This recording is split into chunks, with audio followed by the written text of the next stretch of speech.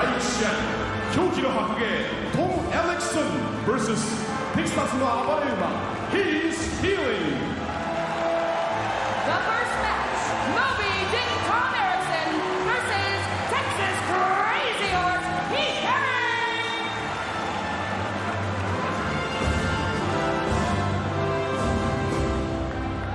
第2試合、戦慄の膝爆弾バンダレン・シューバー vs ザ・ハリケーンギルバート・アイブル。 In the second match, the bomber Wanderlei Silva versus the Hurricane Gilbert.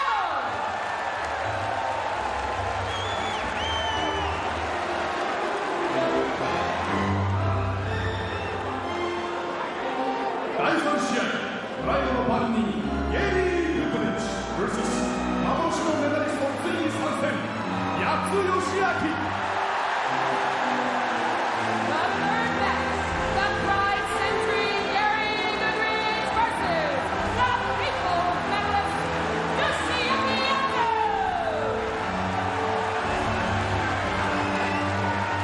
第4試合、金網の鬼マイク・ボーク vs リアル一二の三四郎アレクサンダー大塚。 In the fourth match, the Birdcage Ogre Mike Bourke versus Ichini no Sanshiro Alexander Otsuka. 第5試合、オランダの天下屋ヘルマン・レンティン vs 最後の日本男児庄司明。 In the fifth match, the Dutch Spider Herman Renting versus the last real Japanese Akira Shoji.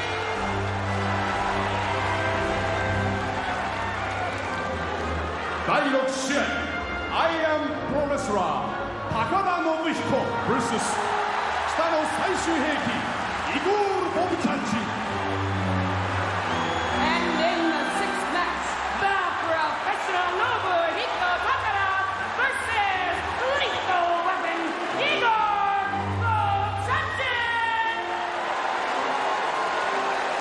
第7試合、明星食品スペシャルマッチ暴走する柔道王小川直也 vs 喧嘩空手一代佐竹正明。 In the seventh and special match, the King of Judo, Naoya Ogawa versus the Karate King, Masaaki Satake. 第8試合、地下プロレスのドンシャノン・デ・キャノン・リッチ vs スーパーグラップラー桜庭和志。 And ladies and gentlemen, in the eighth match, the dawn of the underground, Shannon, the Cannon Ritch versus the super grappler, Kazushi Sakuraba. Gathered here today, ladies and gentlemen, are 16 of the strongest warriors in the world. And now, at last, the festival of courage begins. 正義なる力、絶対なる強さを求めてここに勇者見参。全8試合、16名の選手によりプライド11パワークエストの祭典を開催いたします。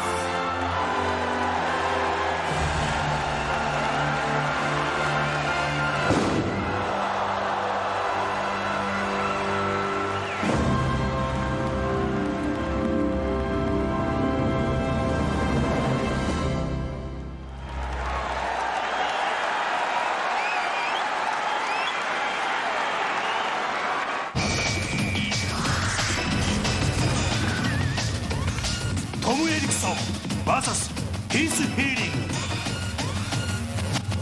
これより第1試合10分2ラウンドを行います。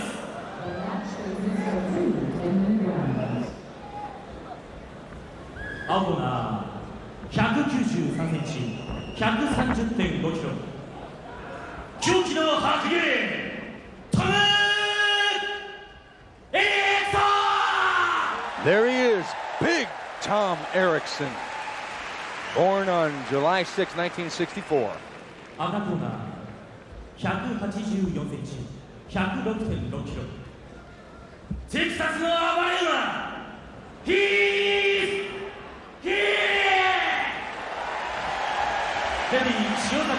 Heath Herring ready to take the test of the wrestler, Tom Erikson. Nice hairstyle there, Eddie. Yeah, he's been hanging out with the boys from Holland, and they did some work on him a couple days ago. I kind of like it. Yeah, very stylish. You know, I think this is going to be a classic battle. There's two wrestlers, but they got a different strategy. I think Erikson's going to want to take him down and get him into the side mount, where Heath Herring, because he's been training in Muay Thai, is probably going to want to stand up. Yeah, he's going to try to stand up as long as possible. He's being realistic about this fight. He knows eventually it's probably going to end up on the ground. And here we go. Erikson going right for that single and double leg, and he gets him into the side mount. Ended up on the ground a lot sooner than he expected. He was kind of hoping to showcase his Muay Thai skills that he's been working on lately. Maybe he'll get back on his feet. It's going to be a hard task, though. Tom Erikson, 290, all over. Yeah, Tom Erikson's cornerman at the rule meeting asked if knees to the head from the side mount were legal, and the answer was yes, so we should be expecting to see that. He's going to need to pull his right leg out. Heath Herring's got him in half guard. Tom Erikson doesn't look like he's going to be in a big hurry, though. He feels comfortable in half guard. Yeah, it's a loose guard. Erikson could try to pass the guard, that is.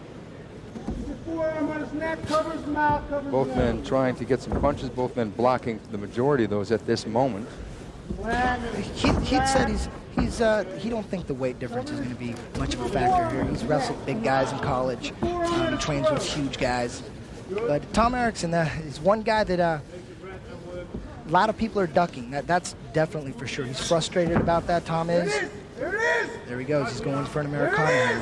Yeah, he's going for the key lock. I don't know if he's going to get it from half guard, but Heath gets out, almost gets out. Oh, no, Heath is giving away his back. Erikson pounding away that right hand. Heath going for, looked like he's going for an arm bar. He's going for a leg bar. He's going for a knee bar here. Doesn't have position.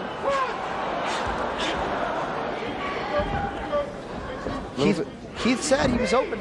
He thought Erikson's weakness was that he leaves himself open for leg bars. Erikson tried that knee from the side mount. Actually, it's probably still half guard. Erikson had his back. He had his back. Most wrestlers aren't comfortable with sinking their hooks in. And going for the rear naked choke, correct? Absolutely. Nice left. That was a hard shot. Didn't watch Heath. He's going, scrambling, getting up. He's got the ropes. He cannot hold the ropes under the rules of pride. So he's ducking down, probably going for a knee bar again. Exactly. It looked like he didn't want to get suplex there. Tom's strong enough to pull it off. Now he's back to side mount. He's got full side mount now. Expect some knees to Heath Herring's face here. Tom Erikson was talking about it in the rules meeting, like you said earlier. Expect it. Because they're so close, it's hard to really deliver good punches like this because Heath can pretty much block most of those. You can only grind away maybe to the body, maybe to the head. It's going to be the knees, as we alluded to, that will be the factor from this position. Although Erikson does have submissions from this position. Herring trying to put him back in the guard. And his corner said to cover his face, go for a smother out of there. And Heath Herring goes, and he gets full guard. Nice positioning there by Heath Herring. High guard.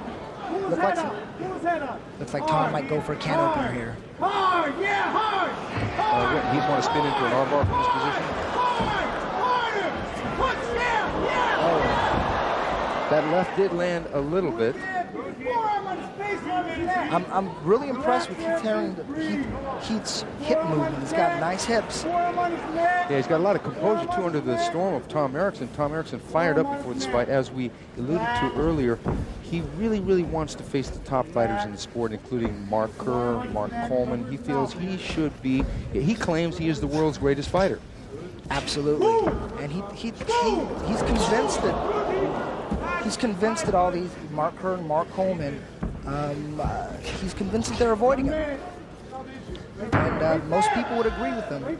Oh, nice. There he goes, almost going for the armbar, Eddie. You know, Heath is trying to initiate from the bottom. He's not static. He's very flexible, as he showed there. Brought his left leg all the way around in front of Tom Erikson's face. Most people can't do that. Erikson grinding that forearm straight down, but Heath turned his head. Erikson is undefeated in no-holds-barred Vale Tudo mixed martial art fights at a record of 7 wins, no losses, and 1 draw to Murilo Bustamante from Brazil. That was a great fight. That was a tremendous fight. That was in November 22nd, 1996. Murilo was outweighed by almost 100 pounds in that fight. Yeah, based on his last fight with Goodridge, Tom Erikson knows his timing's a little off. He feels like he needs to get his rhythm together. He feels like he was at his peak back in '97, and he thinks it might take a couple fights. He wants to impress the fans in Japan. He knows the executives in Pride want to see more action from him. They don't want him to continue to fight like he did Goodridge. Here he goes again with the can opener attempt. Now that back fist will not knock out Heath Herring, but if he drops it with enough intention, he could break his nose. Tom Erikson not doing much here, not doing much grounding and pounding. Heath doing a great job of tying up those arms. There's some blood coming from somewhere. Tom trying for, he's trying to keep close. Somebody's bleeding, maybe bloody nose. Yeah, it's kind of hard to get leverage on his punches, Tom is. With his legs being grapevine like that, Heath's doing a good job. He's fighting a smart fight here. He's avoiding those heavy bombs. Great composure there by Heath Herring. You know, he was really excited about this fight. I think they're excited would be filled with adrenaline too, because Erikson being such a huge specimen of a man.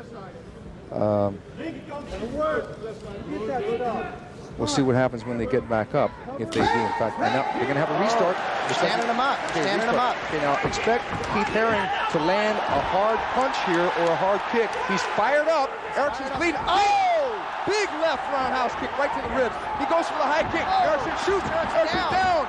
Heath Herring has his back. He's going for the choke. He's got the hooks in, Eddie. He's got the hooks in. Erikson's in trouble. It's almost over. It's almost over here, fellas. He tapped it over. Unbelievable. Big upset. Big upset. Heath Herring has choked out Tom Erikson, derailing his quest to be the world's greatest fighter. This is an upset, Eddie. Unbelievable. Unbelievable. You know, Heath showed some true composure. A lot of people didn't pick him to have a chance in this fight. He proved so many naysayers wrong in this fight. Erikson is bloodied up. He was on top, still got bloodied up. He took advantage through the kicks. Erikson shot, landed on his stomach, pancake down. Heath jumped in and got the hooks in, got the choke. As soon as they stood him up, Heath came alive.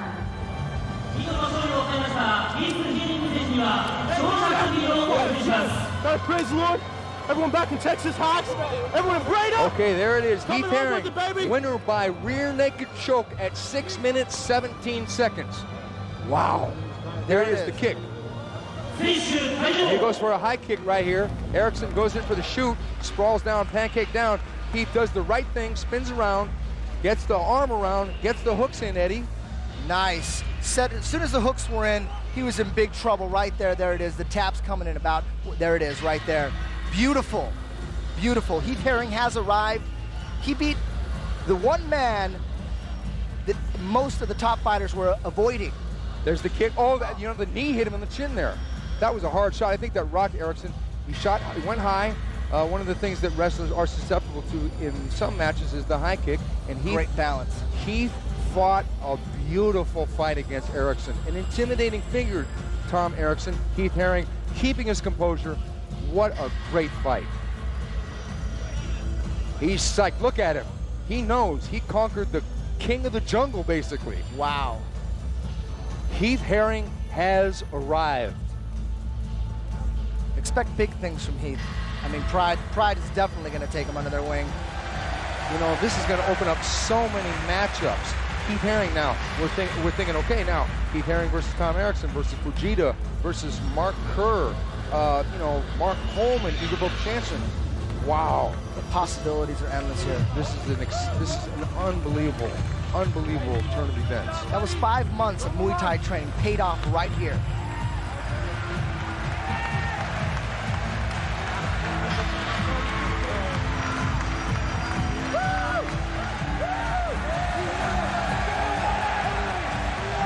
Remember when we talked about upsets? I knew it. Oh, the crowd loves this guy.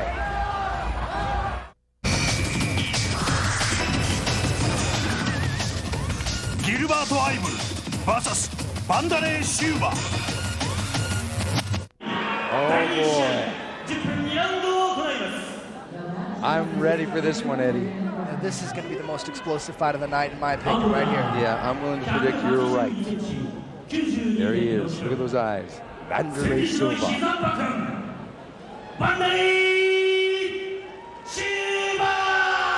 From Curitiba, Brazil, Shootbox Academy, Wanderlei Silva. Fearless.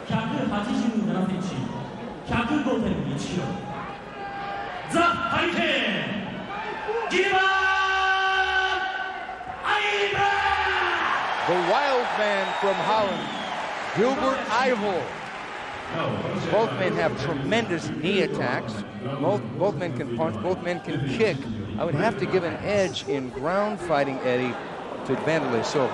Yeah, I'd have to agree with you there. Like I said in the opening, I think Gilbert's a little too tall, a little too strong, a little too big for Wanderlei. Wanderlei, in my opinion, is going to have to take him down. Now that's a stare out. That's a stare down right there. A lot on the line. Both these guys coming off huge knockout wins. Wanderlei Silva just knocked out Guy Mesger in the last Pride, and Gilbert Ivel just knocked out Gary Goodridge with one kick. And here we go. Battle of the Super Muay Thai strikers. Ivel versus Silva. Wanderlei doesn't think the height and weight difference is going to matter too much. He thinks he could bang with them. Will they punch first? Will they kick first? Gilbert going for that left hook. Nice low kick by Gilbert Ivel.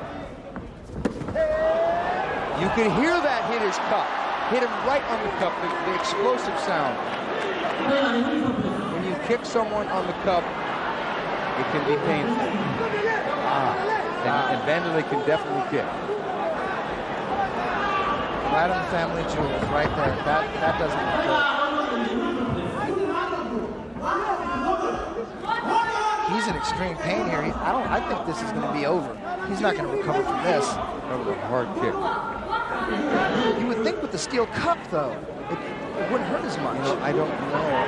If he had a steel cup on, it made the kind of a sound that would not be from a steel cup. Now, if you look at Wanderlei's shin, if he had a steel cup on, he probably would have cut his shin. Here we go.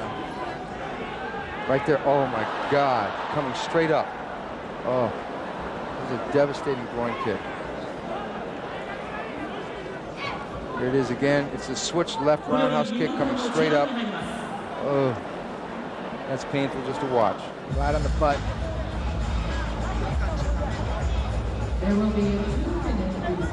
Oh, great.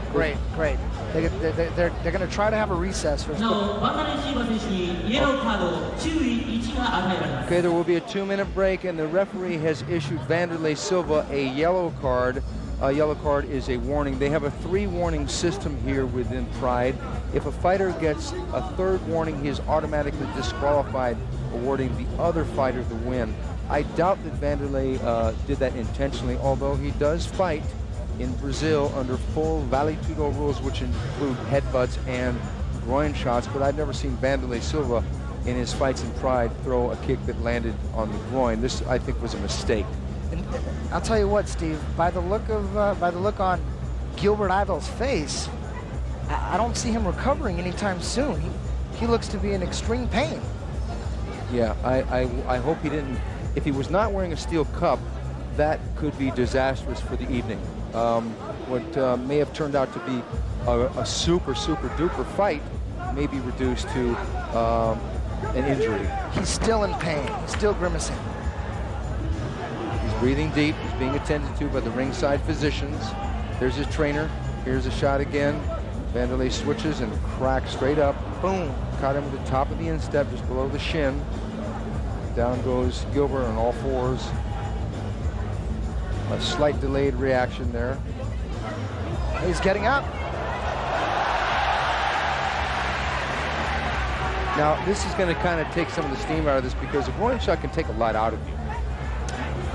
If he didn't have a cup on, he'd be on his way to the hospital right now. Yeah. You could hear by the sound. It's kind of a pock sound that he did have a cup on. They should give him 5-10 minutes. They should give him more than 2 minutes, I think. He does. At least he's on his feet now.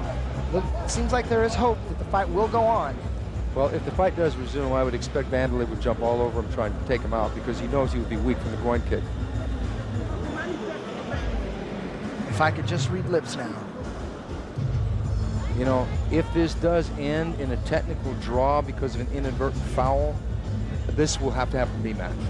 Oh, no question. There will have to be a rematch because people want to know. They want to see two mega strikers like Wanderlei Silva and Gilbert Ivel go head-to-head, and that's what people were looking for. They're being conferred with the referees, Gilbert Ivel's manager on the right, Ronnie Nyquist with the shirt. It looks like they might call the fight. They obviously don't want Gilbert to fight under any conditions other than 100%. I agree. It would be a shame, though, because everybody on this planet knew that this was the best matchup of the night. Well, it's ironic. A fight that was probably a sleeper was the Tom Erikson Heath Herring fight. That was an exciting fight in a different way. Yeah, no one expected that. Everyone expected Tom Erikson to completely dominate. The turning point was, though, there's going to be a little controversy with the referee standing him up. I know Tom Erikson is going to say that that was the turning point and they probably should have not stood the fight up, but you know, when there's no action, you got to do it. Well, another point to consider, if they would have gone the 10-minute duration, and all fights tonight will be contested for 2 10-minute rounds and a 5-minute overtime, if it would have elapsed 10 minutes and neither fighter would have won, they would have had to stand up anyway in the second round. Probably the same thing would have happened. We don't know, but what happened, happened. Looks like they're giving him a little bit more time. He doesn't look to be in any pain right now. Looks like he might go.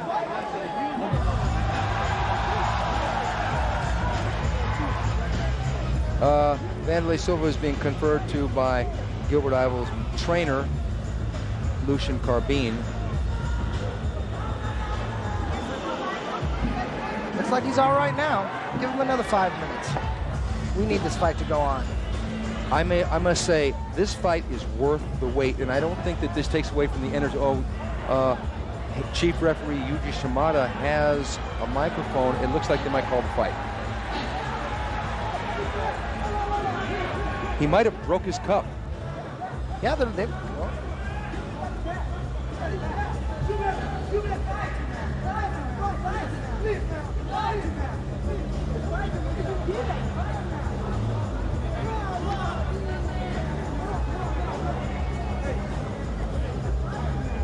I think they're looking for another cup for him. Looking for more tape. They're going to retape his cup. Looks. I hope. I hope that the fight resumes. There's Gilbert again. In pain.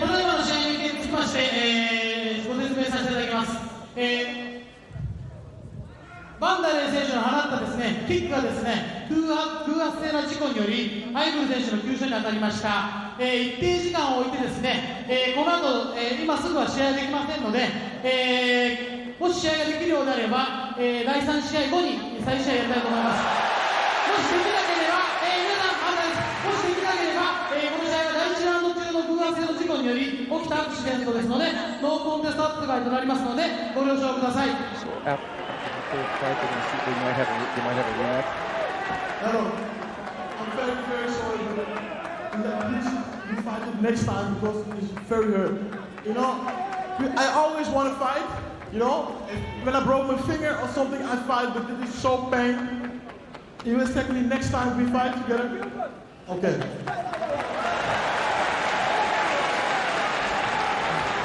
It looks like the fight has been postponed. でも次のフライでまた同じ相手と再戦したいと思います。いつも戦いを望みます。よろしくお願いします。それでは引き続きましてやりますので、ご了承ください。よろしくお願いします。選手退場。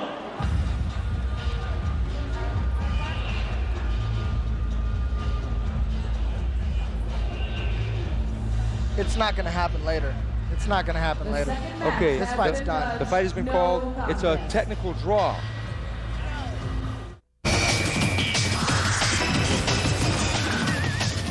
Yatsu Yoshiaki vs. Gary Goodridge. 第3試 Yoshiaki Yatsu, 270 pounds versus Big Daddy Gary Goodridge at 260 pounds. Another matchup of two big men. 191センチ、110.6キロ。プライドの番人、ゲリー・グッドリッチ。 Big Daddy Gary Goodridge from Canada. 赤子が186センチ、106.9キロ。幻のメダリスト、ついに参戦。やつYoshiaki Yatsu. He's got a real feudalistic look to him, doesn't he? Yeah, he sure does. Got a big following here in Japan. Gary Goodridge is ready to go, though. Although he's coming off a crushing defeat from Gilbert Ivel. Everybody knows what I'm talking about. Nice tight kick to the head, knocked him out. Here it is, two big men. He's looking for redemption tonight. Yes, he is. You know, Yatsu, being a pure wrestler, making his mixed martial art debut, is probably going to shoot right in and go for the takedown. Gary's got a big right hand waiting for him, though.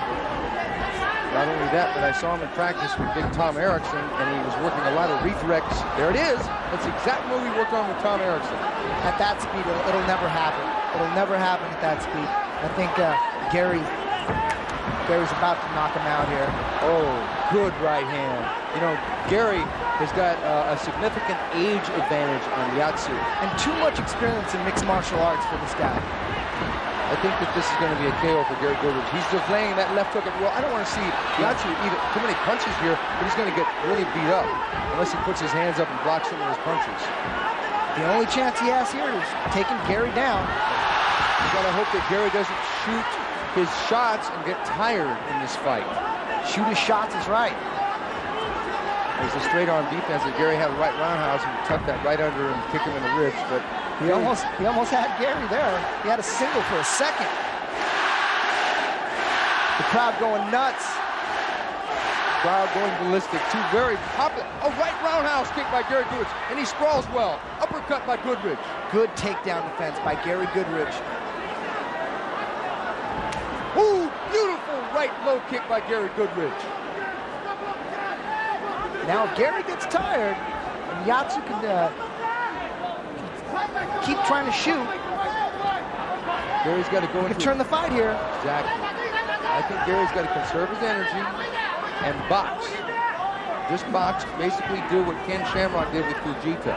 If you shoot sprawl, then brawl, as you alluded to. Gary just looking to load up that big right. Another hard right low kick. Gary going off, missing some punches there.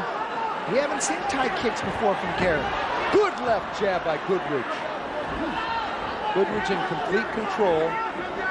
Looks to be conserving his energy. Isn't huffing and puffing. His cardio must be tremendous for this fight. I think he should keep throwing that jab. Another leg kick. Goodridge needs to win. Hard low kick. Yatsu's got the single. Gary using the balance and sprawling back. One more low kick should do it. He almost had it. He almost had it. Yatsu's another hard low kick. Gary looking for that right leg, right hand combo here. Another low kick. Yatsu, because of the low kicks, will have virtually no shoot. There it is again. Goodridge doing great Muay Thai fighting here. Punching and kicking, chopping down Yatsu. They're probably going to have to stop this one. Yatsu is taking a beating right now. He can take a punch, but he's not going to be able to take too many more of those kicks. Gary Goodridge is trying. Another hard low kick. That leg is going to be like silly putty. It looks like it's almost over here. One more solid right to the chin. And it's all over. Lights out. Good left jab. We haven't seen left jab from Gary before either. Yeah, it's funny how Yatsu alluded to the fact that he's going to try and kill Gary with kindness. Going for that Hail Mary right hand, right on the button. You know, Yatsu can take a punch. Absolutely. She's showing a great chin here. And he tried to shoot on the kick, and Gary looks like he's going for the guillotine. I don't think you should play with the guillotine with this guy. This guy's a wrestler. He doesn't want to basically go to the ground. He might tire him out. Knee to the head. Oh. There we go. Here it's almost over here. Showing tremendous heart by Yatsu. You know, I really don't want to see Yatsu get hurt like this, but he's hanging in there. He hasn't been knocked down with a clean punch yet. He is rolling with those punches and shoots under the punch. He's got 15,000 fans behind him here. They love him here in Japan. He's about as big as Hulk Hogan in Japan. Big right hand by Goodridge. Goodridge got him in the corner. Goodridge saves his energy.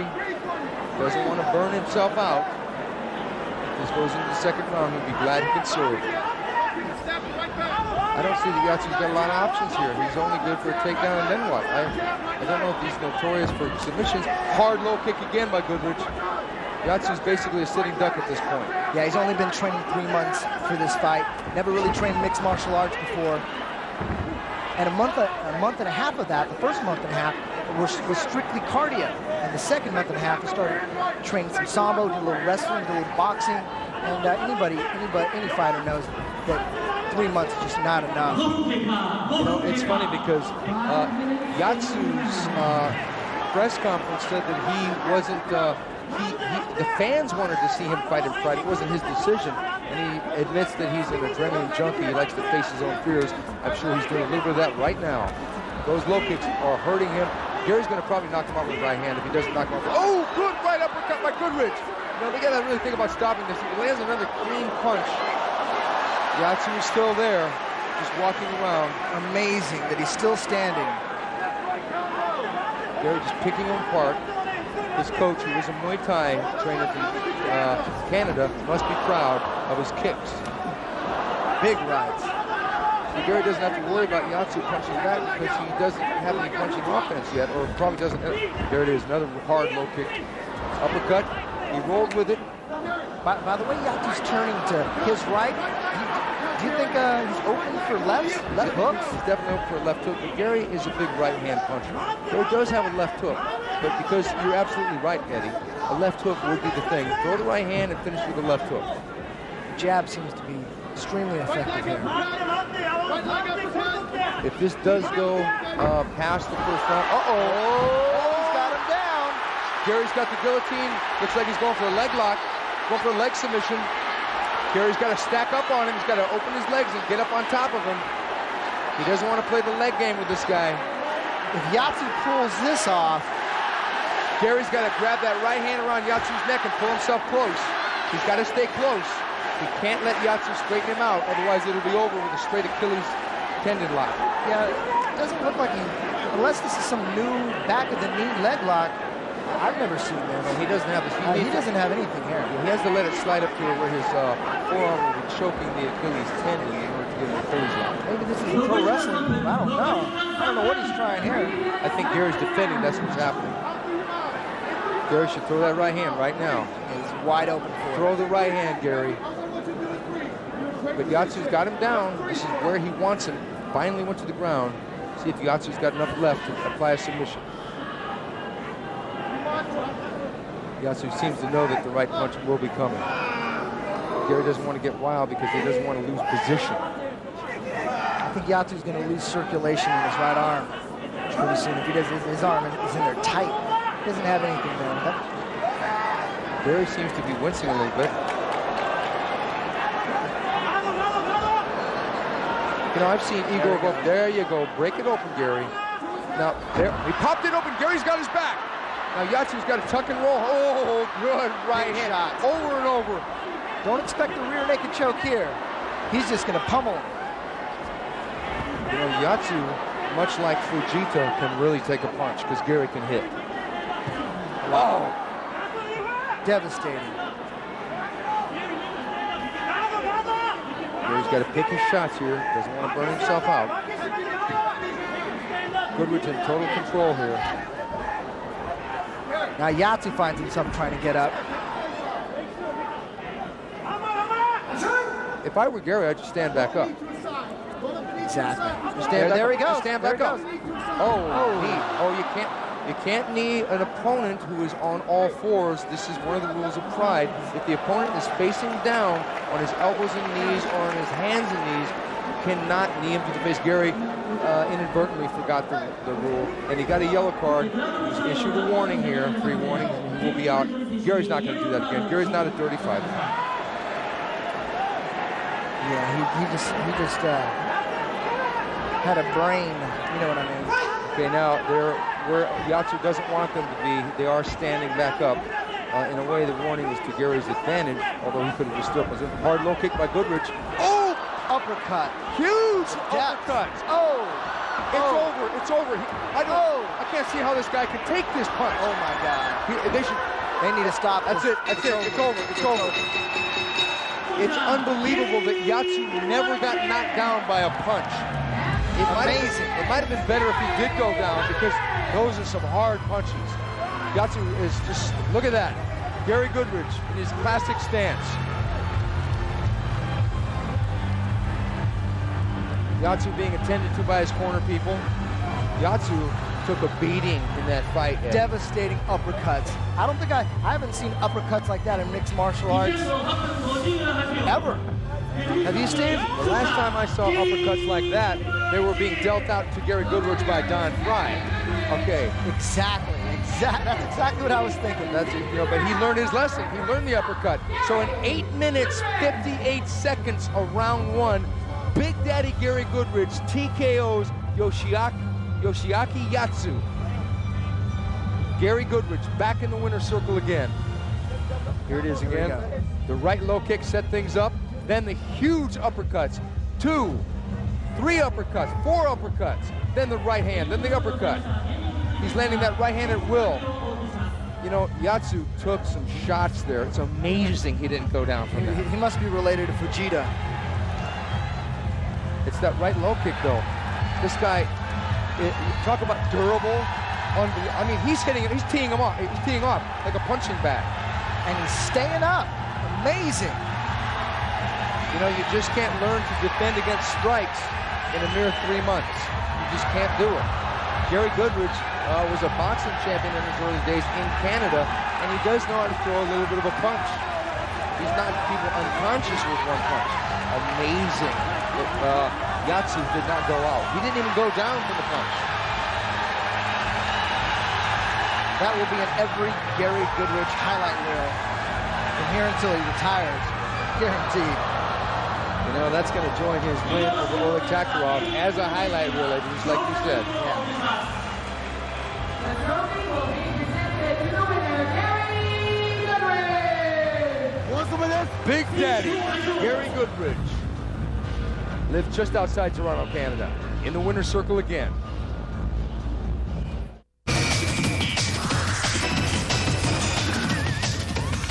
Alexander Otsuka vs.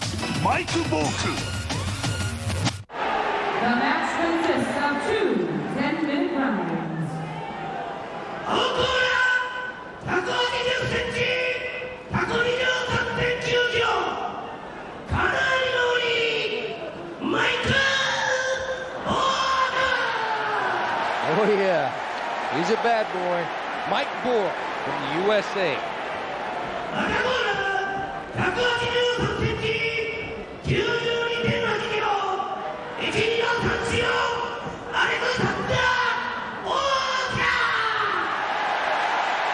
The superstar here in Japan, it's Alexander Otsuka.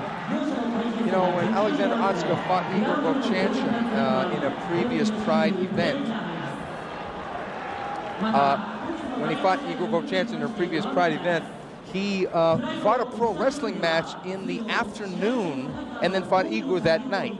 And I asked him if that was a wise decision, and he said, sure, why not? Obviously, it wasn't too wise of a decision. But he did not fight a pro wrestling match today before he fought Bourke, so he's going to come in full power, 100%.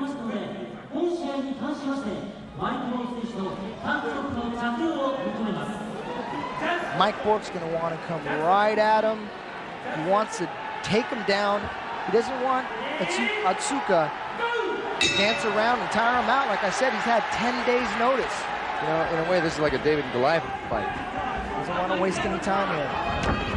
There's that low kick by Otsuka. He's using that movement. Great athlete. Otsuka switching to southpaw stance, right foot in front. Might be going for that high kick. Kind of confusing Mike a little bit. Bourke shooting in. Otsuka going for a single. Bourke's got him in a half a guillotine. Surprising that Alexander's trying to take Bourke down. I thought he'd stay on the outside. Oh, drop kick. There's the drop kick. He said he was going to use it. Yeah. Didn't land. That half guillotine. Otsuka pops out. Mike Bourke, right where he wants to be. He's on top. Now we're going to see Otsuka work from the bottom on the guard. He's going for the armbar, Eddie.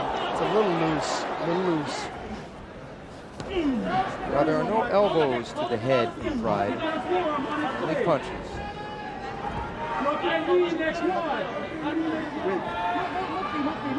Now Mike Bourke knows he needs to make quick work of Alexander Otsuka. He's running on a half a tank. 10 days notice. He hasn't been, you know. I think that tank top's going to come off before the fight's over. Otsuka getting that leg in front, going for an inverted armbar, Eddie. And Bourke pops it out. But at least Otsuka is trying things. He's not staying static. He's moving. He's going for it. Yeah. Bourke might be a little too strong at the early part of the fight to get a submission on him. Wow. Alexander Otsuka showing tremendous flexibility. And he's turtling up. And it looks like Bourke's going for a choke here, but Otsuka pops out. Otsuka's got him inside now. Reverse crucifix here. Otsuka kneeing away at the hip of Mike Bourke. Mike Bourke does not want to be on his back. Not with this guy, because this guy can deliver. Oh! Bourke using pure power to reverse the side mount into the guard again. Impressive, impressive. Nice little grappling match so far. Now, if Otsuka wants that arm bar, before he swings that leg around, he's got to have that arm secure. Like, he's just bringing the leg around without even securing the arm. The arm is completely out right there. Looks like that left arm is ready to be arm barred. He's posting it straight out. Oh, nice, nice. He might have it here. He's got both arms. He tapped. Beautiful, beautiful. Double arm bar. Alexander Otsuka. Woo, that was excellent. I've never seen that. In the ring. It was like a half a triangle. There's the backflip. It was like a half triangle double armbar, Eddie. Beautiful technique. Tremendous flexibility in Otsuka's knees. You know, there's one thing you gotta love about some of these Japanese pro wrestlers that come into Pride. They try things that nobody has tried. Kazushi Sakuraba set the pace. Now Otsuka decided, hey, watch this move. That's a move that Brazilian Jiu-Jitsu instructors will teach their students, but no one ever really gets it. I mean, it'll work on white belts and guys that are just walking into the gym.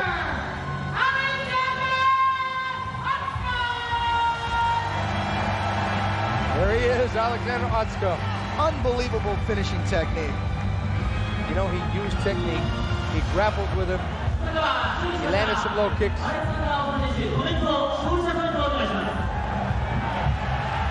Alexander Otsuka on the mic. 大阪のファンの皆さん、本当にどうもありがとうございます。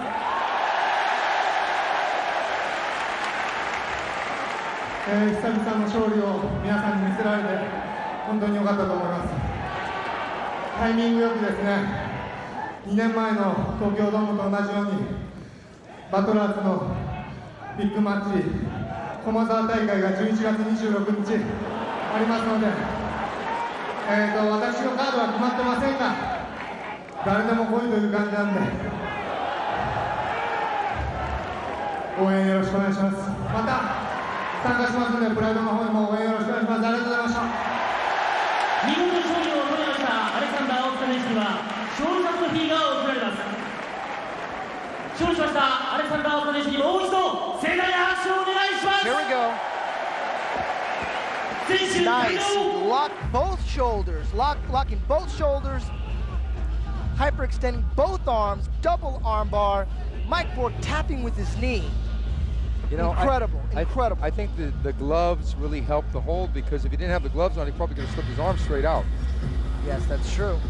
You know, but nonetheless, doesn't matter. The gloves are mandatory in Pride for the protection of the fighters. Bourke came in. There's the backflip. That guy, yeah, a little bit of a crash landing there, but he didn't land too hard. It looked like he tweaked his ankle there too, as well. Everybody loves Alexander Otsuka. He's a really great guy. Good to see him back.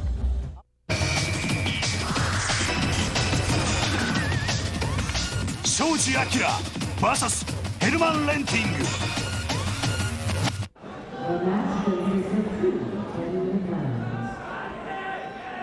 Akira 184センチ104キロオランダの金貨屋ヘルマン・レーティガー There he is from Holland, the Cub Scout, Herman Renting.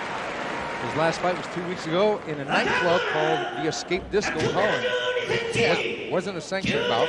And the finishing technique he used was the broken bottle across the face.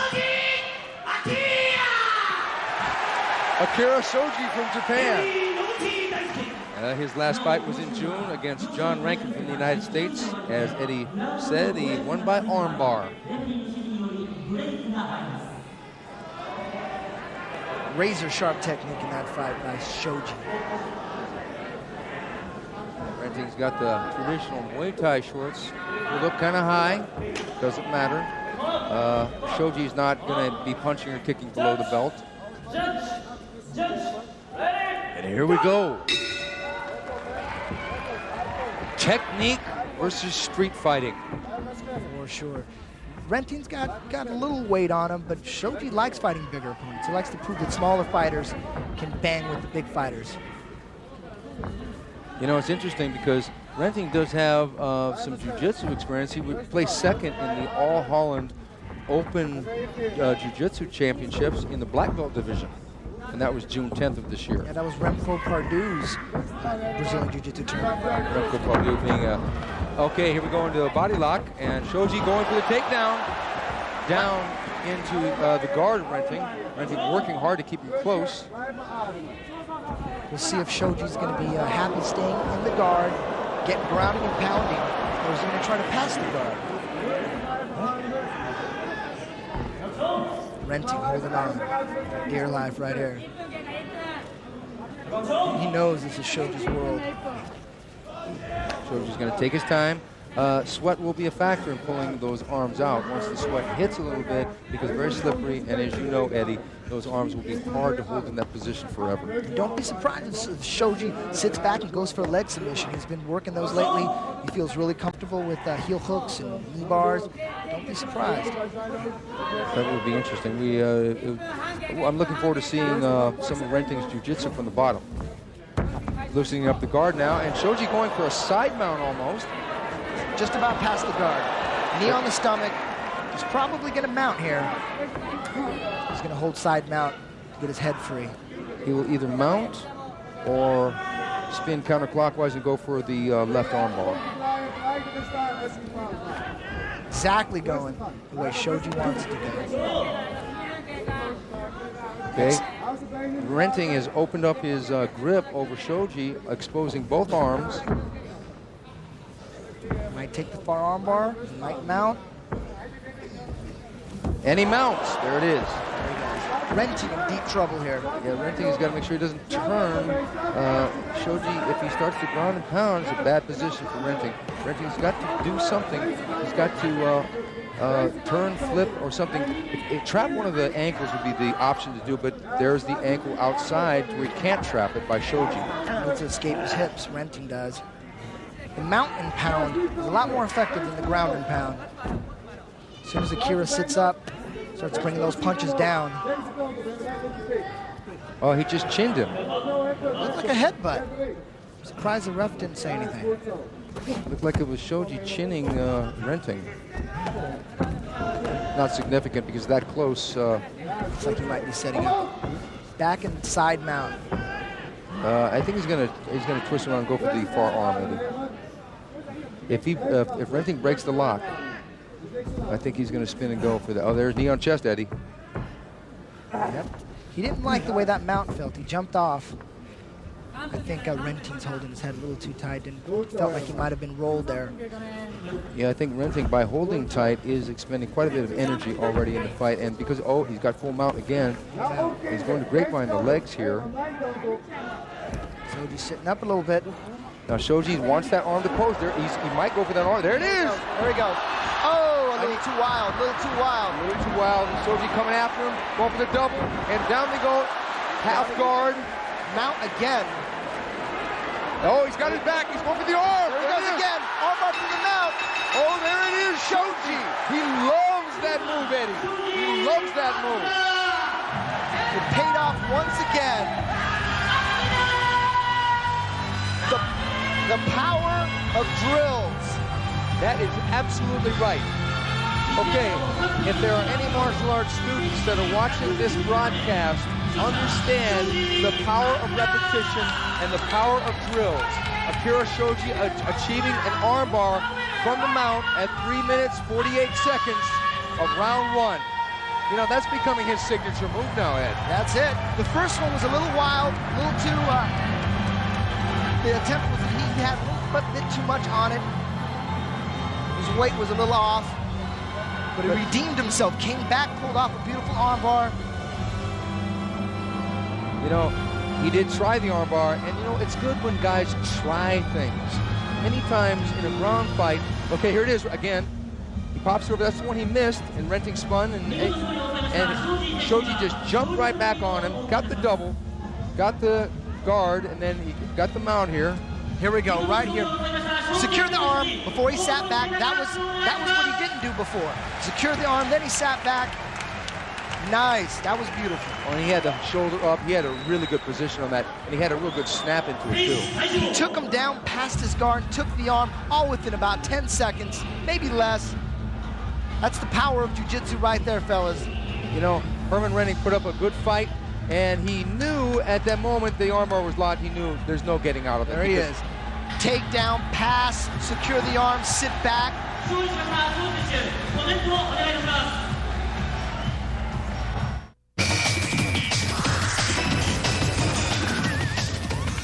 Takada Nobuhiko vs.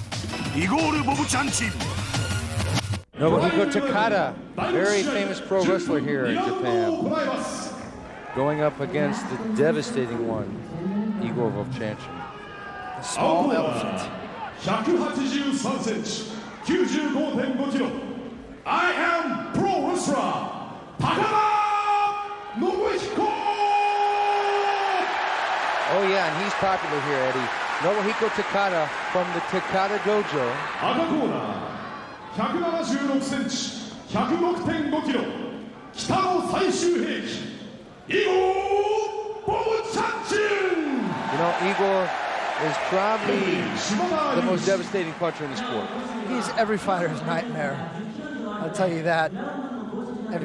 His right hand, that's everyone's nightmares. Difficult to take down. Comes at you with the overhand right, but can throw the left hook as well. Obviously, because he's got a shorter reach, he needs to get on the inside. Takada may want to stay at a distance. What do you think? Yeah, stay at a distance, stay away from that right hand, and time a perfect shoot, like I said earlier. He needs Vovchanchyn down. His only chance here, in my eyes, is a heel hook. He's pretty good at it, too. Okay, here we go. Vochanchyn is 11 years younger than Takada, but Takada looks to be in great shape in this fight. And, by the way he's standing, his stance is designed to avoid that right hand. He's leaning back. The problem with that stance, if he's already leaning back, if he throws it, you don't have anywhere to go. It would be better if he was leaning in a neutral position, 50% weight on both feet, and then was able to lean back when the punch came, but he must not have his boxing defense down yet. He knows Vochanchyn is going to throw that. Takada's really only shot is to probably shoot in for a takedown. But as we said, Vochanchyn is not easy to take down. Very difficult to keep down. That's a hard left low kick on the inside of Takada's legs. Takada firing back, and the crowd loves it. Vochanchyn's got that look in his eyes. Backing him into the corner. Here we go. Is this going to be Francisco Bueno #2? It's the same. There's the same combination. He's coming after Takada. Takada defending well. He needs to clinch, he needs to shoot, there he goes. He's gonna hold on to that leg for dear life. Nice takedown. Okay, he got a little bit of an abbreviated single leg takedown. Igor going into guard, it's a tight guard, holding him tight. Takada, if anything, is safe here. He needs to ground and pound himself right here. He needs to, that cut under Vovchanchyn's left eye looks pretty fresh. Yeah, like I think he's opened that a number scar. of times. Yeah, I think he's opened that a number of times. Don't know that Takada will have the punching artillery to reopen it, but anything can happen when you're in a fight this close. Heads can clash. Right now, nothing's going on. We don't want to see him stay in this position long because otherwise the referee, Mr. Yuji Shimada, will restart them standing. And Takada does not want that. He doesn't want to sit there like he did with Hoyce.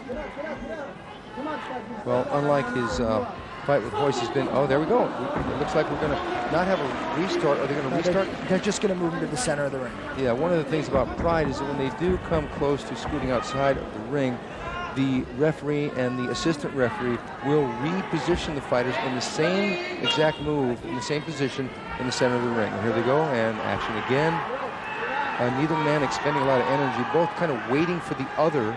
There's a little bit of a bruise on Igor's left thigh from the shin kick. Actually, it was he landed more of a kick, the foot, Takada did. Did a little damage there. Don't be surprised if Takada sits back and attempts a heel hook. That, in my eyes, is his only chance in this fight.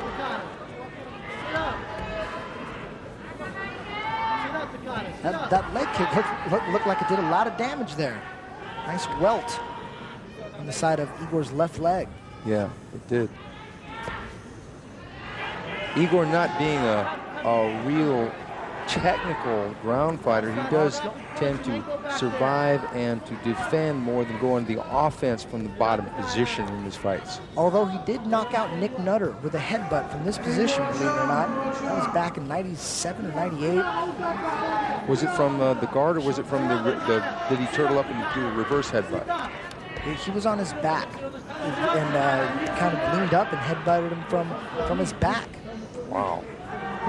You know, Vovchanchyn is almost as pure a striker as you're going to find in the sport of mixed martial arts. There are a number of other great strikers around, but Vovchanchyn, it's his punches. His kicks are pretty devastating, and he stopped a few people. Now Takada's doing a good strategy here by kneeing him on the tailbone or the coccyx.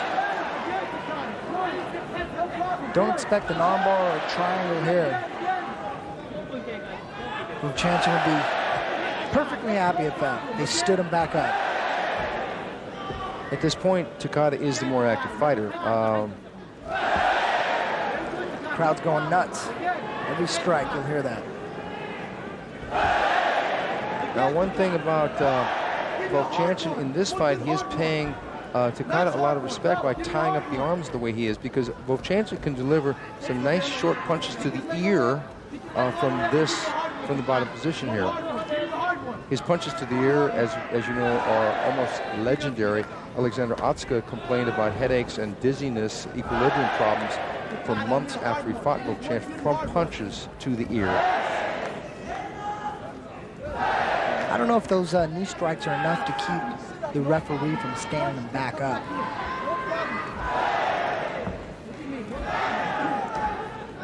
But he is busy. So it's leaning his way, if anything, because Igor is not going to win the fight by just holding with overhooks. And we are in Japan, so the referee might not be quick to stand him up. It does appear that Igor does have a 20-pound weight advantage over Takada, and he's got about a 3-inch height advantage as well, but the height advantage won't be significant on the ground. And his reach advantage won't be significant as well, because he does not want to stand there and trade with Vovchanchyn if they get back on their feet.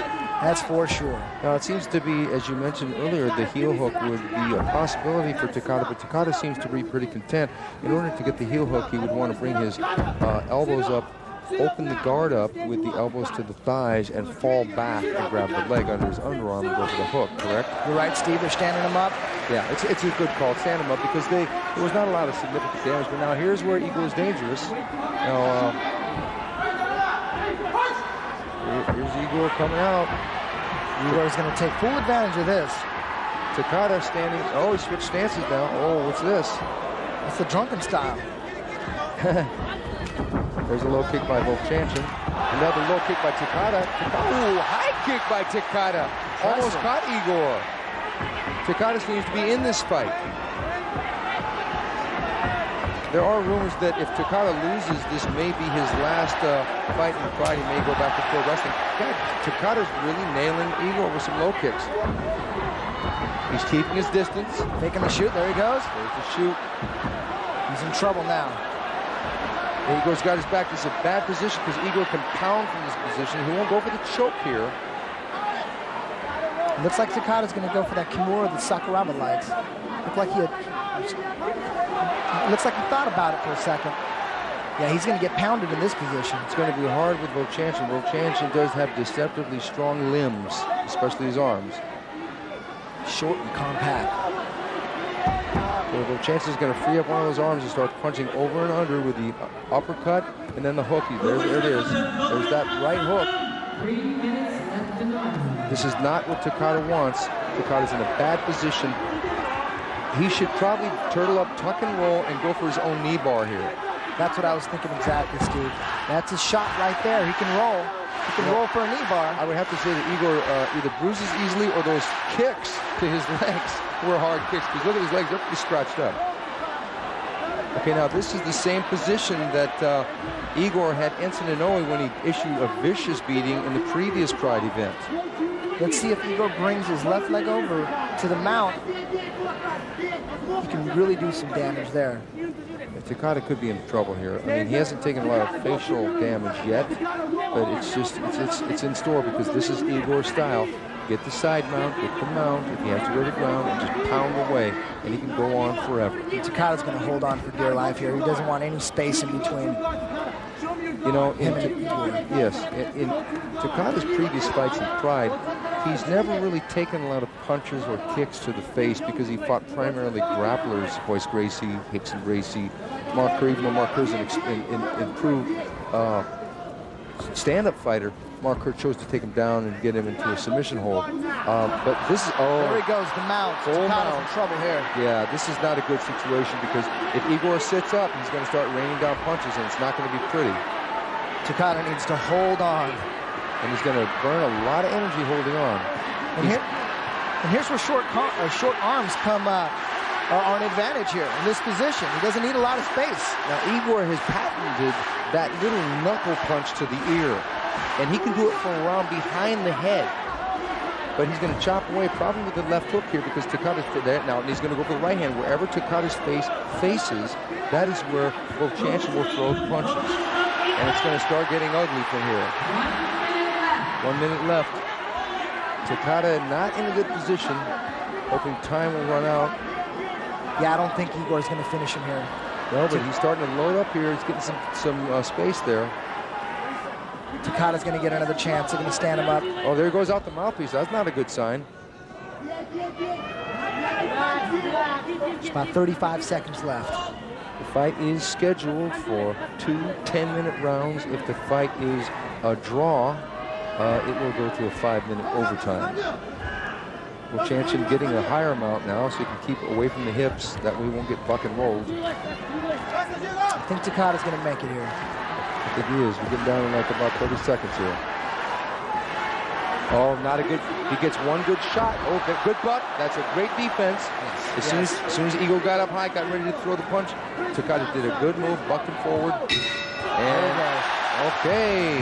Takada survives. You know, he survived, but he did good in the first part of that round, Eddie. Oh, it looks like he's rocked a little bit.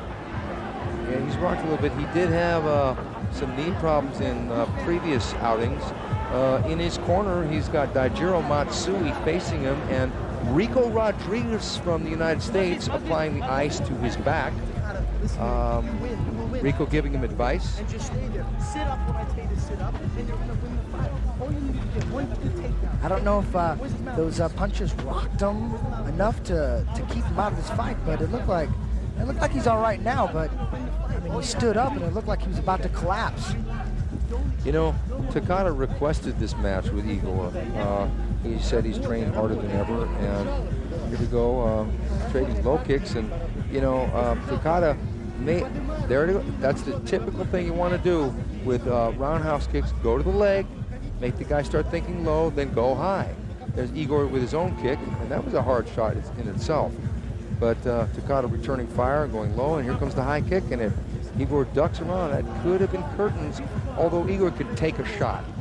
We've seen a number of people get knocked out with a high kick, and the high kick is a devastating weapon if you don't either roll with it like Igor did or keep your hand up and block it. Yeah, Igor's left leg showing the damage done by those leg kicks. You know, we really haven't seen Igor get kicked to the leg yet in Pride. I know Igor Vovchanchyn fought a match in K1 against Ernesto, who's one of the greatest fighters in the history of K1, and was defeated with low kicks after 3 rounds. But the Nobuhiko Takada is probably primarily wrestler and isn't really going to go up there and try and compete with what Heath did per se. Exactly. Here we go, round 2. Round 2, Vochannin versus Nobuhiko Takada. First round kind of close. I would have to say Igor had it well in hand at the end. I agree. Round 2. You see Takada in his awkward stance, although it seems to be effective. You know, Takada knows what the key is. The key is looking. Oh, Igor stomping down with a good right roundhouse kick. Takada knows that the kicks are the. Oh, there's that punch over the top. Takada went high with the left roundhouse kick. Didn't have much on it, so Igor came in with a left hook. Takada kind of tied up in the ropes. I expect them to scoot them back. And Takada in trouble. You know, Takada is in trouble because when they scooted him back, Igor had the mount. Yes. And if they start a 10-minute round with Igor mounted, it's not. It was a mount. It was a mount. It was a mount. It was a mount. What are you doing? Or maybe the referee called a break before he had a chance to mount. That might have been it, because now Igor's got side mount, and it's just a matter of time before that. Now, Takada's defending with his left knee up. Wrong knee. Yeah, but... there he goes, there he goes. Yeah. Now, it's just a matter of time. Igor can try and figure out a way to pound him into a distraction to dropping the knee, because he will need both feet on the ground to do it. There it is. Goes for a mount. Not a good situation for Nobuhiko Takada on the bottom again. 9 minutes left in the fight. Yeah, I don't think Takada's going to survive this one unless he can buck him off. Yeah, he's trying to buck there, but he's got him held kind of tight. Igor's going to start chopping away with those ear punches again. Takada in deep trouble here. Just a matter of time before those knuckles and those arms of Takada get tired from holding on. Igor's going to try and squeeze him here. That's a hard submission to get unless your face is right in the man's chest. Unless you're Rico Rodriguez. Yeah, he did that to Giant Ochai. It's like a smother choke, but Igor, not being a submission guy, isn't really worried about that. He's going to pound. That's his style. How long can Takada hold on here? As soon as he loses his grip, Igor's going to sit up and really put some weight behind those punches. And by Igor just being on top, he is using less energy than Takada is by trying to defend and hold tight from the bottom. Takada did say he is in the best shape of his life, and it's showing here. Fatigue doesn't seem to be a factor. The positioning seems to be a factor here. Yeah, this is a bad position. Takada really has no... Oh, nice buck attempt by Takada, and he gets Igor into a half guard now. Igor passes the guard back into the mount. Back into the mount, exactly. Now in his fight with Hickson, he did buck him off for a second. Actually bucked Hickson off a couple times, and Hickson came back and reclaimed his position, just like Vovchanchyn just did right there. Vovchanchyn being very patient. Oh, he's sitting up now. Yeah, this is not good because he can really get some zing into those punches. He's going to go body, body, head. Right there. You called it, Steve. Right there, almost synchronized with my commentary. Yeah, that's why they call you the fight professor. Oh, you're too kind. Eddie the Twister Bravo. Good to be with you. Vovchanchyn on top. Is Vovchanchyn going to go for a key lock? I doubt it. I doubt it. but he's holding the arm. That's the bad news. Oh, good right hand by Vovchanchyn. Could be over real quick here. Because even though Takada is holding, there's always going to be some place that he's open. You can't cover. There it goes. It's over. Out. Tapped. It's over. No, it's actually a good decision by Takada because he was going to get some serious punishment. No need to take the kind of punishment like that. Yeah.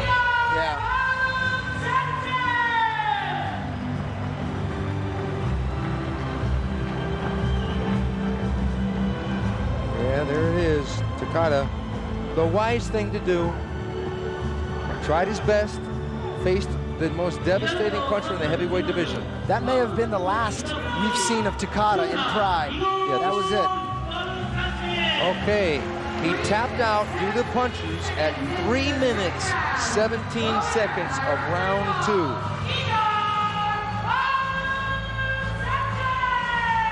He did all right in the beginning of round 1. Takada congratulating Igor Vovchanchyn's corner and getting down low. I mean, I'm sure he's not happy with the situation. And here it is, Vovchanchyn. Now he's got the arm trapped. Takada running out of gas, outweighed, outgunned by a younger man. Vovchanchyn getting up high, delivering hard punches, and he doesn't want to hurt him. He's not wailing away. He could just throw about 30 punches here, but he's just picking his shots, hoping he'll tap out. And here's the tap right there. Right there. Yeah, and Igor didn't take an extra punch. He knew. He knew he was in control. Doesn't want to hurt Takada. You know, Takada's a very popular figure, well-liked, got a very honorable gentleman, Nobuhiko Takada. Igor chopping away. This is the worst position for a man who is 210 pounds to be with a guy 230 pounds with those dynamite fists, Igor Vovchanchyn. There he is. You know, no dishonor in this loss by Nobuhiko Takada.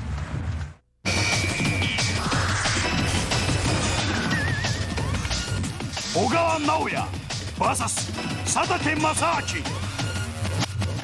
183センチ、106.8 キロ、天下空手一代、Satake Masaaki. There it is, Masaaki Satake. Karate versus judo here. See what I mean? Look how crazy he looks. Oh yeah, you know, Satake said that this is going to be a very emotional fight because Ogawa challenged Satake after Satake beat his stablemate Murakami Kazunari in the last Pride. And Satake's there, Satake's ready. Now we know what each fighter wants to do in this one, don't we? You know, Satake wants to stand up and, oh, there he goes with the right hand! Pulling that right hand. Oh, he got caught. Ogawa needs to take it to the ground. Satake on him. Ogawa answering back with his own left. Ogawa definitely wants to take him down. Satake just throwing those overhand rights. Satake go for the low kick. Ooh, going for the home run there with a high kick. Satake's got to relax, get into the groove. Maybe double jab, right low kick. Double jab, right low kick. Now they respect each other. They know they can't just walk in. Satake showed him. He's got some stuff for him. Ogawa's got to get the takedown. This is billed as judo versus karate. There we go. Ogawa trying to drop that straight left hand. It's not a good idea to duck down like that. Satake needs to just throw that front kick straight up the middle. A lot like a punt kick. He did that to Gary Goodridge as well. Gary came on with an onslaught of punches. He kind of just bent over and kind of just...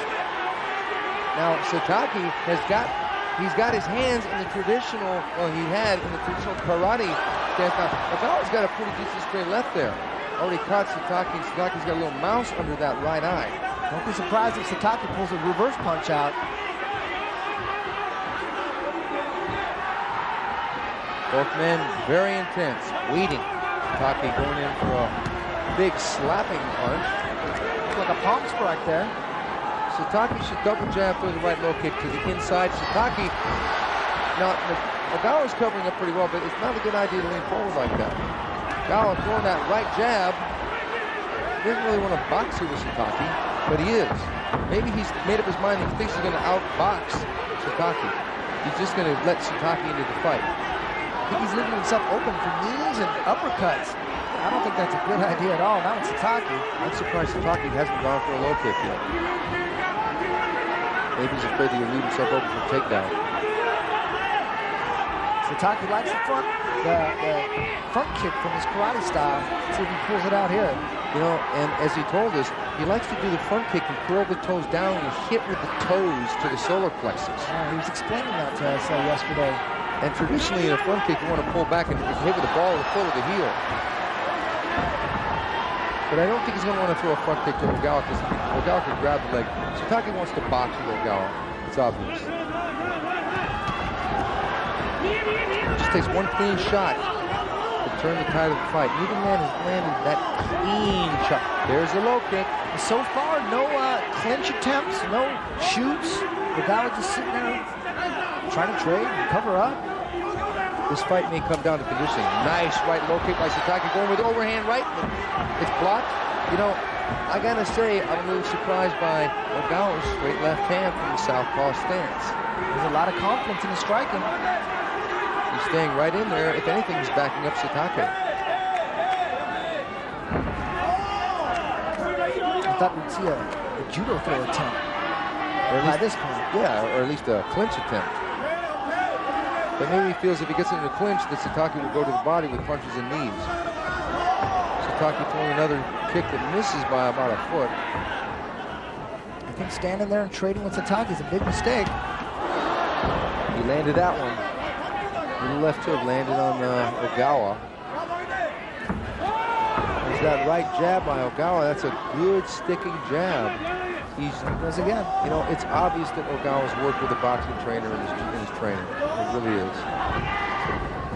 Maybe the southpaw stance is throwing Satake off a little bit. I think what's throwing him off is the height and the fact that Ogawa is confident to throw straight punches down the middle. Satake's been in with some of the greatest kickboxers in the world, Peter Arts, Maurice Smith, Ernesto Lust. He's also been in with some of the greatest names in mixed martial arts. Unfortunately, his first mixed martial art fight was against Mark Coleman, one of the greatest fighters in the history of the sport. And Satake unfortunately lost to a can opener neck crank from the guard. There he goes. I think that got him in the shoulder. Yeah, that didn't really catch him in the face. Naoya is rolling with the punches fairly well. It's the reach advantage right now that's keeping Satake at bay.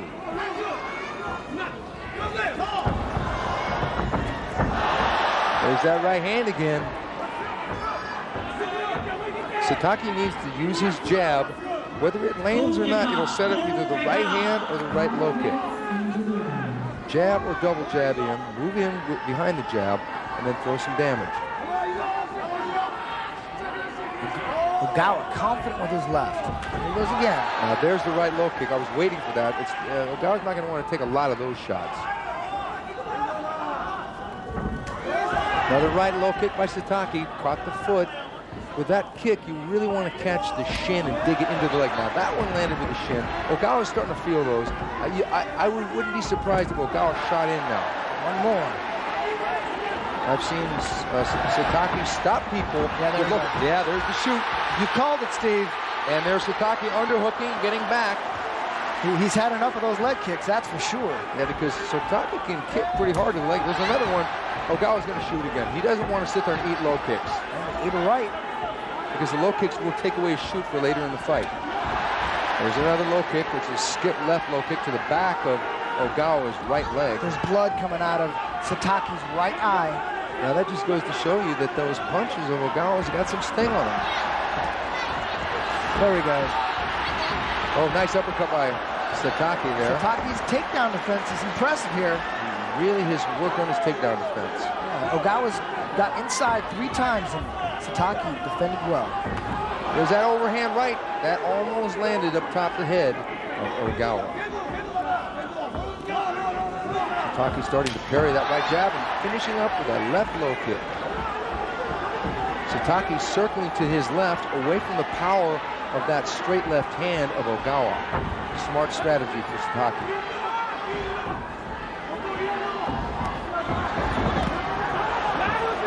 If that left hook lands on the chin, now see, Ogawa knew that because right after the exchange he put his hands up. That left hook lands on the chin, it's going to really hurt. You can see the effects of Satake's low kicks on Ogawa's right leg. Starting to bruise up. Another one. Now he actually checked that kick. He's trying to block those. Satake should disguise the kick with a jab or a fake right hand before he throws the right low kick. Now Ogawa looks like he's going to go for a shoot. He's going to maybe jab in and go for a body lock. What he needs to do is body lock because his bread and butter is judo, so he's going to want to probably do either a hip throw or a squeeze down. He needs to get inside, Steve. You're right. You know, he really has respect for Satake's firepower because he just doesn't just rush in. Satake going high to remind him that it's there. Fans like that one. You know, Satake knocked out Kimo, who was a veteran of mixed martial art contests, with that same right high kick.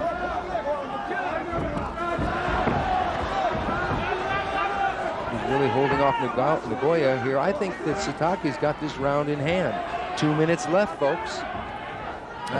I agree with you, Steve. Satake all the way in this round. Now, so far, those right hands are coming up short for Satake, but if he finds his distance on that punch and catches Nagoya moving back, it's going to be curtains. Is that right hand again? Oh, that was a good shot to the leg of Ogawa. How many of those can he take? Well, fortunately, when you kick with the front leg, left leg roundhouse kick, you don't get as much power as you do from the rear leg. It's like a cannon. If it's a short barrel, it doesn't go as long. But if it's a long barrel, like a howitzer, that's what you want to have, land. But you can deliver the front leg roundhouse kick faster than you can. That's the trick. A lot of times when you throw that right leg roundhouse kick, and here we go, trading.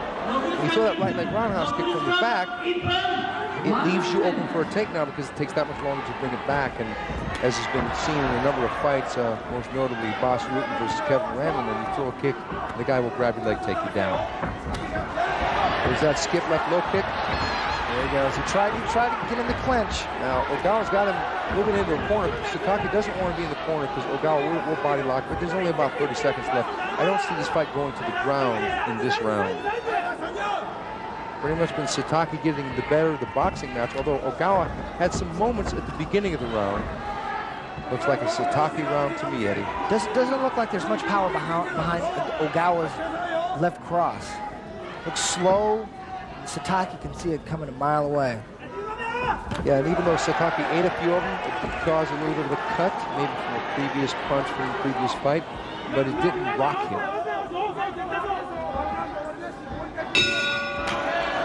Satake all the way in that round, Steve. What do you think? Yeah, that was basically... Ogawa is making a strategic mistake by turning this into a kickboxing match with a kickboxer. The level, a K1 level kickboxer being Satake, you don't want to stand up with the guy because, as I said before, he's got accomplishments in karate, kyokushin, in K1. You want to take him down, and Nagoya, Ogawa has got some submissions on the ground. Yeah, you see the effects of the low kicks by Satake. They're icing it up. I'm not sure if Ogawa wants to stand and trade with him, or he's just frustrated with the clinch attempts. He's gotten inside a couple times. Satake's defense. There's that left low kick by Satake. He's parrying that right jab now with his left hand, and he'll crack that. And he only caught him with a foot, which isn't going to do as much damage. And Ogawa tried to answer back, but the right jab is not going to really be that much of a devastating weapon in this fight. Satake parrying that right jab with his left hand and cracking that left low kick. Ogawa trying to reach in. He's reaching right here. He's open for the right hand. When he reaches, he drops his left hand when he does that. So I would think, if I were his cornerman, I would say shoot in, grab him, take him down. Take him down. I agree with you 100%, Steve. This strategy is not going to work with Satake. Satake doesn't look tired. He looks like he can go a couple more rounds. And if Ogawa wants to play this game, he's going to lose a decision.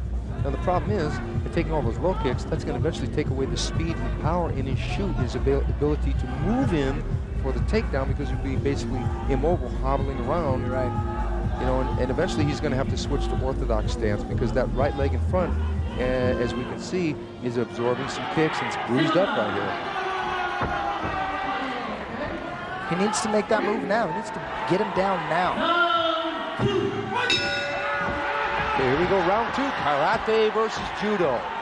Ogawa versus Satake. Satake in the red trunks, Ogawa in the gray trunks. It's like Ogawa's got the same game plan. There's that left low kick. Crowd really getting into this one. Ogawa loves that left, that straight left.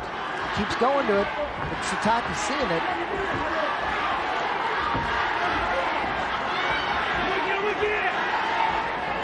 I think if any future opponent, now here we go into he almost got him into a clinch, but Ogawa went his own low kick, but didn't have much on it. He shoots for a single, got the single, trips him down. Now they're in Ogawa territory. Yes, he's going to go for the Americana here, the key lock. Got the key lock. He's going for it.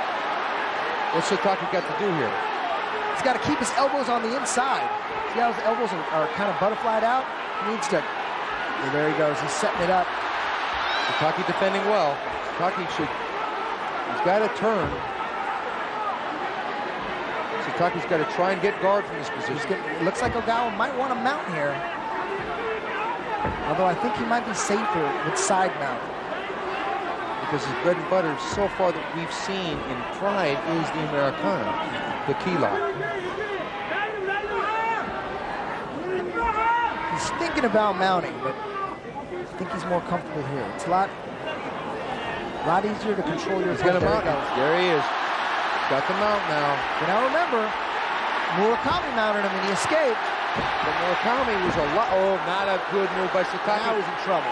He's in trouble. He's got the hooks fully in, Eddie. Hooks in, it's over.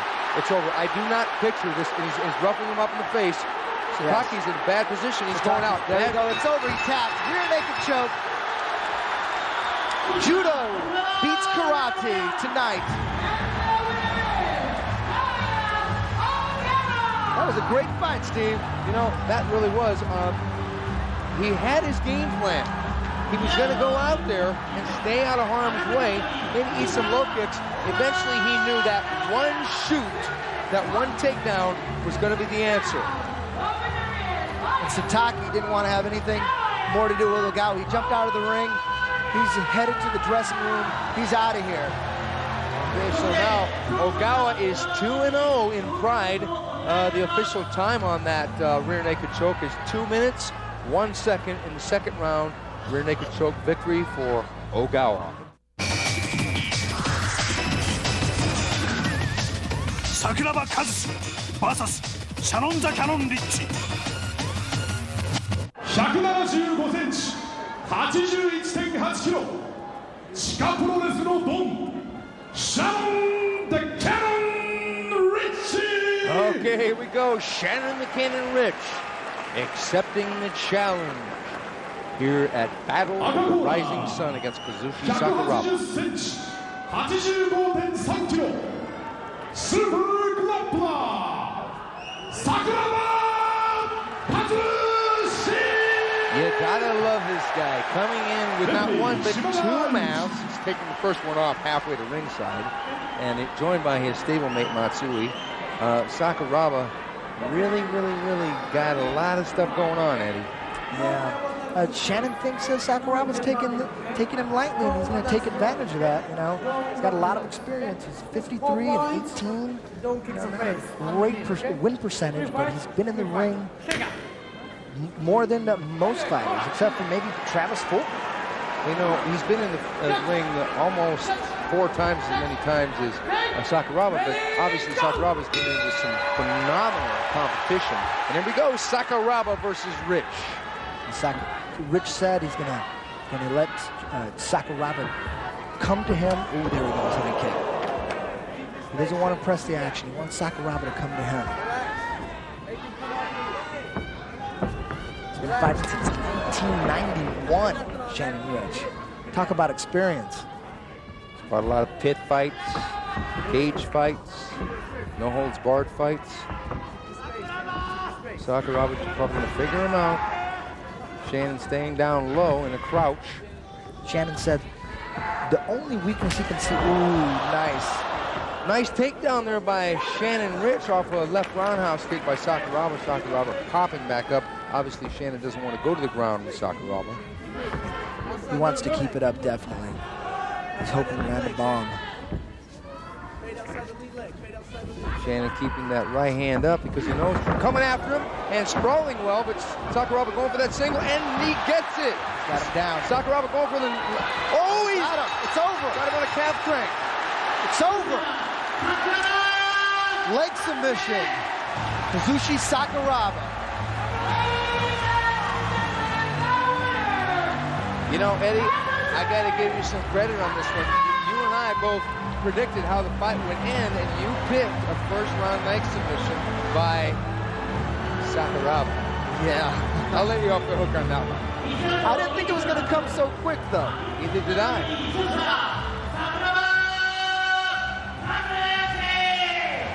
Okay, 1 minute, 8 seconds. And what was it? Was that a, it was a calf crank? No. It looked like an Achilles lock, but it was high up on the calf. Yeah. Oh, I see what you mean. Yeah. Yeah, it was like a... Here we go. We'll check it out here. Comes running in, throwing punches. Sak goes for that right leg. Gets it. Sak gets the leg. Sak a great wrestler. Going for a side dump. And gonna go. There it is. Looked like his knee may have